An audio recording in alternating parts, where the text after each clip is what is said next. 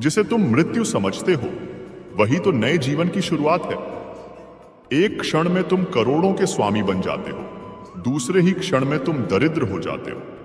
मेरा तेरा, छोटा बड़ा, अपना पराया, मन से मिटा दो, फिर सब तुम्हारा है। तुम सबके हो। न यह शरीर तुम्हारा है, न तुम शरीर के हो।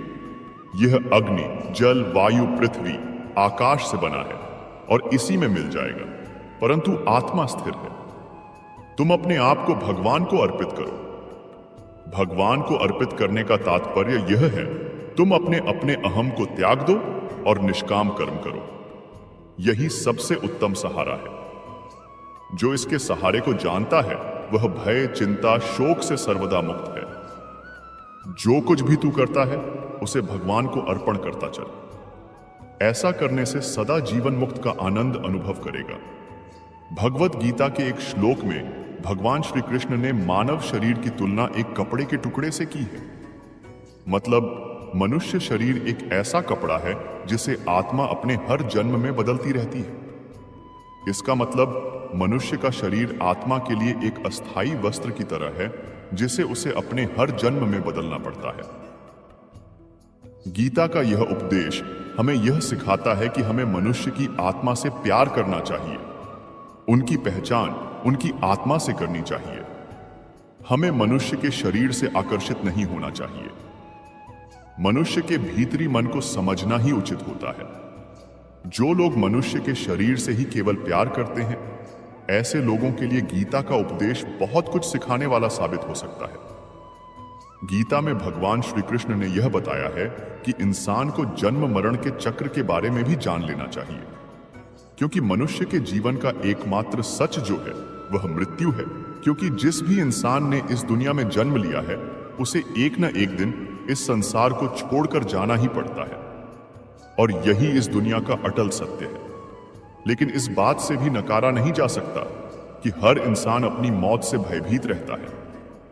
इसलिए मनुष्य को जीवन की अटल सच्चाई को जान लेना चाहिए और अपनी वर्तमान की खुशियों को भी खराब नहीं करना चाहिए।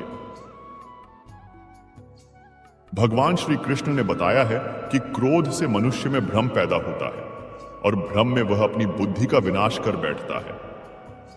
क्रोध में जब मनुष्य की बुद्धि काम नहीं करती है, तब मनुष्य की तर्क वितर्क करने की क्षमता नष्ट हो जाती है और व्यक्ति का वही नाश हो जाता है। इसी तरह हर एक व्यक्ति को अपने गुस्से पर काबू करना सीखना चाहिए। मनुष्य गुस्से में कई बार ऐसा काम कर देता है जिससे उसको बाद में जाकर हानि का सामना करना पड़ता है। वहीं अगर मनुष्य अपने क्रोध पर काबू नहीं कर पाए, तब वह कोई गलत कदम उठा बैठता है। जब भी मनुष्य के मन में क्रोध की भावना उत्पन्न होती है, तब मनुष्य का दिमाग काम करना बंद कर देता है और उस समय वह सही गलत का उचित फैसला नहीं ले पाता।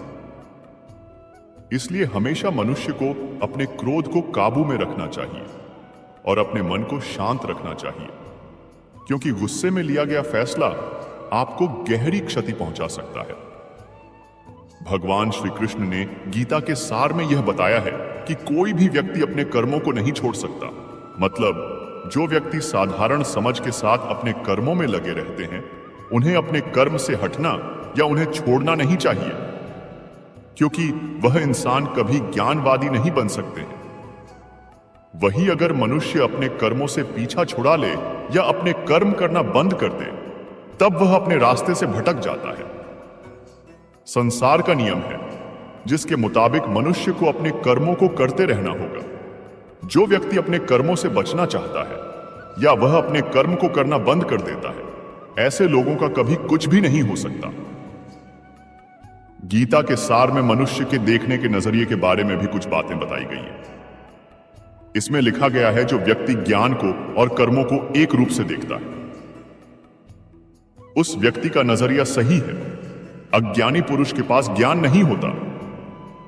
इसी वजह से वह हर किसी चीज को गलत नजर से ही देखते हैं। गीता के सार में ऐसे मनुष्य के बारे में भी बताया गया है जो मनुष्य अपने मन को काबू में नहीं रख पाते। ऐसे लोगों का मन इधर से उधर भटकता रहता है। ऐसे मनुष्य का मन उनके लिए शत्रु के समान काम करता है, क्योंकि मन व्यक्ति के मस्तिष्क पर बहुत गहरा प्रभाव डालता है। जब मनुष्य का मन स्थिर रहता है तो वह व्यक्ति भी सही तरीके से अपना काम करता है। गीता के सार में यह भी बताया गया है कि मनुष्य को सबसे पहले खुद का आकलन करना चाहिए, मतलब खुद के बारे में जान लेना चाहिए। खुद की काबिलियत और क्षमता को जानना ही मनुष्य को आत्मज्ञान की प्राप्ति करा सकता है। जब तक मनुष्य खुद के बारे में जान नहीं लेगा, तब तक उस मनुष्य का उद्धार नहीं हो सकता। श्री भगवत गीता में श्री कृष्ण ने यह भी बताया है कि हर एक मनुष्य को अपने आप पर पूरा पूरा भरोसा करना चाहिए, क्योंकि जो लोग खुद पर विश्वास करते हैं वह अवश्य ही सफलता प्राप्त करते हैं। उसमें ऐसा भी बताया जाता है कि व्यक्ति जैसा विश्वास करता है, आखिरकार वह वैसा ही बन जाता है। और जो मनुष्य अपना कर्म नहीं करते हैं और पहले से ही अपने कर्म के परिणाम के बारे में सोचने लगते हैं, ऐसे लोगों के लिए गीता का यह सार बड़ी सीख देने वाला साबित हो सकता है। भगवान श्री कृष्ण ने गीता में यह भी बताया है कि मनुष्य को अपने कर्मों को करते रहना चाहिए और यह नहीं सोचना चाहिए कि इस कर्म का क्या परिणाम होगा, उसका क्या परिणाम होगा, क्योंकि कर्म का फल तो हर एक इंसान को मिलता ही है। इसलिए मनुष्य को चिंता ना करके अपने कर्मों पर ध्यान देना चाहिए। ऐसा करने पर वह अपने किसी भी काम को सच्चे मन से करते हुए नजर आएंगे।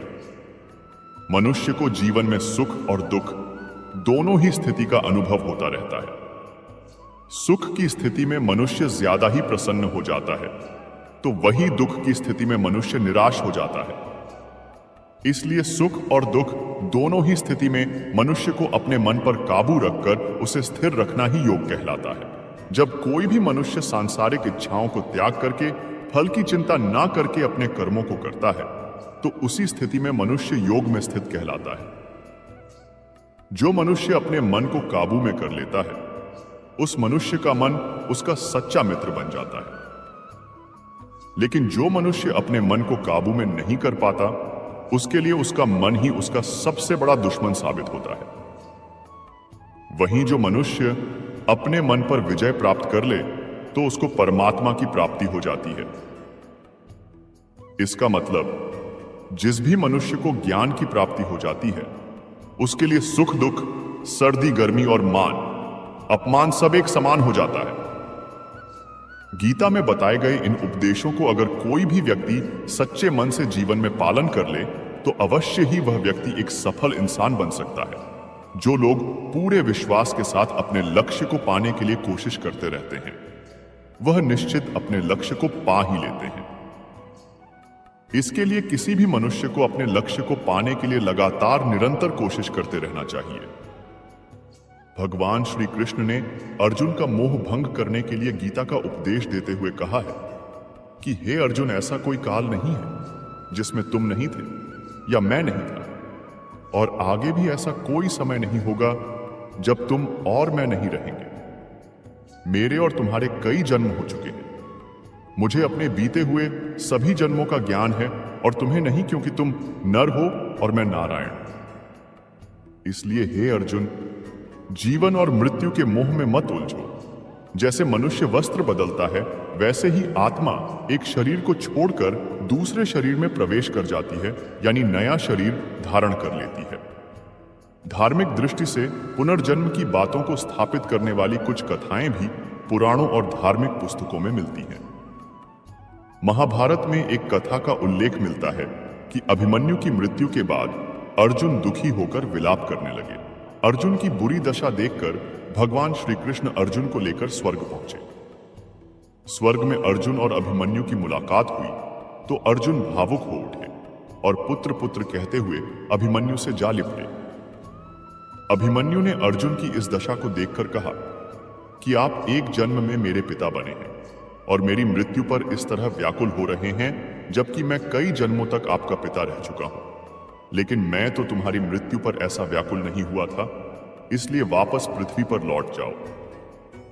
अभिमन्यु से ऐसी बातें सुनकर अर्जुन का मोह भंग हो गया और उन्हें पुनर्जन्म का ज्ञान मिल गया।